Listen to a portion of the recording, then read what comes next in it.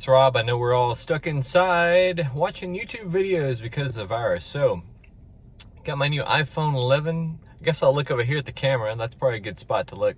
Wouldn't that be a neat feature if the camera could somehow compensate for that? And when you're looking at yourself on the screen, it compensated. Anyway, this is my little video. This will probably be a short little series on ways that the Tesla Model 3 is worse than the Chevy Bolt.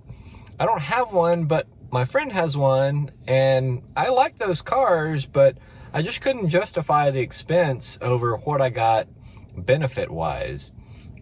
So in this video, we're going to highlight 4 almost definite points of why the Chevy Bolt beats the Tesla Model 3, at least the base model, and probably the mid-range. So I think the first easiest thing is that the Chevy Bolt is a lot cheaper than the Tesla Model 3. Certainly the base model, even at $35,000. When I looked in my area, which is Houston, there were about a dozen Bolts listed on cargurus.com, and that is not a plug. I have no affiliation with them. Sorry, message came up. They were all under $30,000.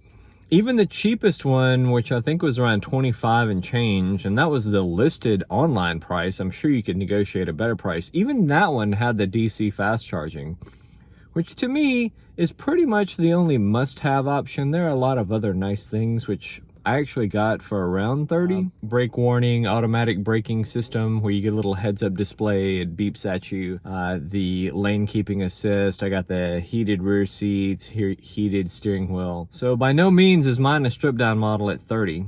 And you're not gonna get that deal on a Tesla. That's $5,000 difference right off the bat.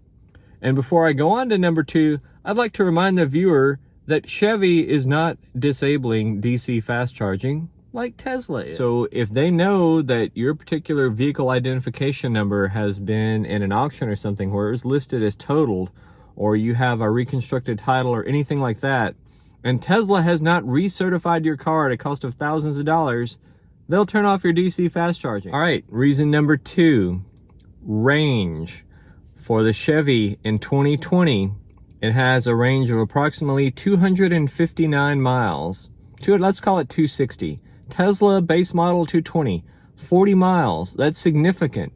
That means if you're going on a trip, maybe not having to stop that last time, or maybe the only time. Example, I went from Dallas to Houston. I had more range than the Tesla base model 3. That enabled me to get into town and have enough to go all the way to my house. I had about 33 miles left. There's a video on my channel showing that. In the Tesla, I would have had to stop. Reason number 3, and this was surprising to me, you don't get Android Auto or Apple CarPlay at all. My voice is cracking. It's so crazy I can't believe it. At all in the Tesla.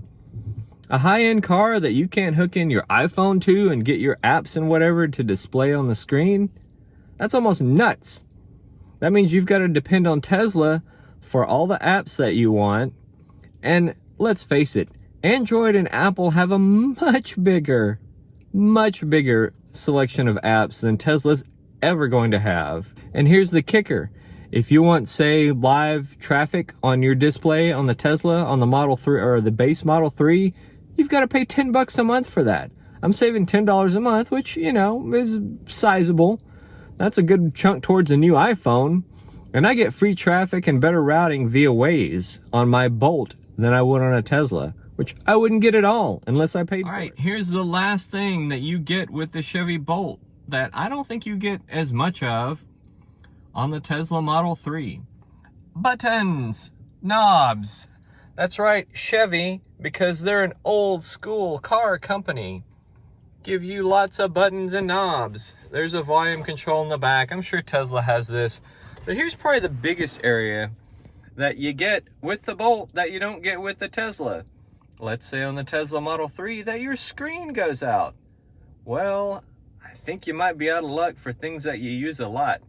We've got a fair amount of controls here in hardware that I can still access. At least climate control, some audio, a couple other things that are all real hard buttons. I've got the stuff that I would use here all laid out for me, that I might use more. Okay, so there's episode number 1. I'm sure there are people that are going to enlighten me on the Tesla Model 3, or, you know, the fanboys are going to come out and leave comments, which, look, I'll admit it. If price were no object, I would like to have a Tesla. If I had all the money in the world, that's probably what I would have gotten.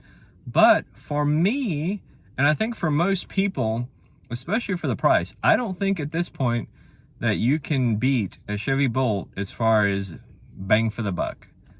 And in our next episode, I'm going to try and get together my friend who has a Model 3 and a Chevy Bolt. So he's definitely going to be able to tell us some info on which is actually better. Or, I mean, it's all opinion. It's opinion. I'll give you that.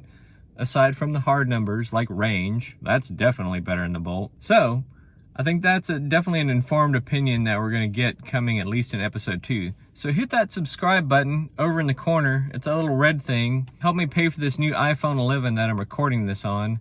Thanks for watching. Watch out for episode 2. Subscribe to get those alerts. Appreciate you.